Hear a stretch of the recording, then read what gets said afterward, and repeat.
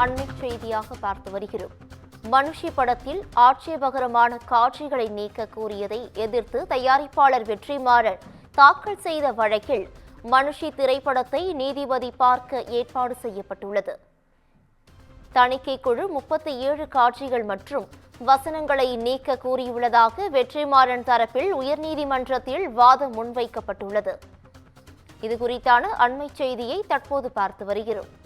மாற்று நிவாரணம் உள்ளதா என நீதிபதி எழுப்பிய கேள்விக்கு உயர்நீதிமன்றம் தான் முடிவெடுக்க முடியும் என தெரிவிக்கப்பட்டுள்ளது. மனுஷி திரைப்படத்தை நீதிபதி பார்க்க ஏற்பாடு செய்யப்பட்டுள்ளது. இதுகுறித்தான கூடுதல் விவரங்களோடு எமது செய்தியாளர் சிவகுமார் இணைப்பில் இணைகிறார். சிவகுமார் வணக்கம். இது குறித்தான முழு விவரங்கள் என்ன?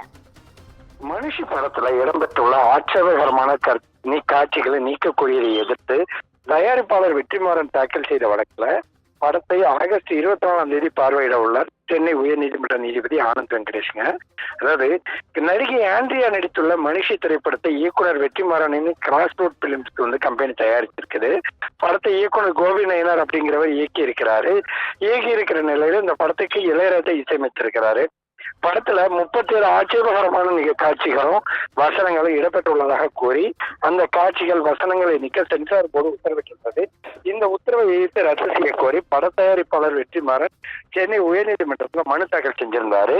இந்த மனுவானது நீதிபதி ஆனந்த் வெங்கடேஷ் முன்பு விசாரணைக்கு வந்தபோது விதிகளுக்கு முரணாக சென்சார் போர்டு இந்த ஆட்சேபகரங்களை தெரிவித்ததாகவும் 37 காட்சிகள் மற்றும் வசனங்களை நீக்க கோரியுள்ளதாகவும் வெற்றிமாறன் தரப்புல வாதிடப்பட்டது.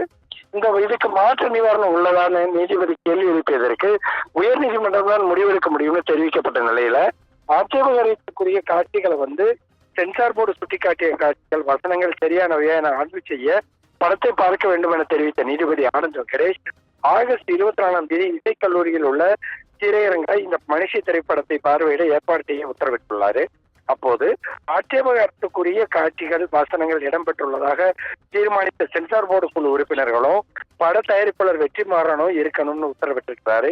ஏற்கனவே படத்துக்கு சென்சார் சான்று வழங்க மறுத்ததை எதிர்த்த வழக்குல ஆட்சேபகரமான காட்சிகளை வெற்றிமாறனுக்கு தெரிவிக்கும்படி உயர்நீதிமன்றம் உத்தரவிட்டுள்ளது குறிப்பிடத்தக்கதுங்க.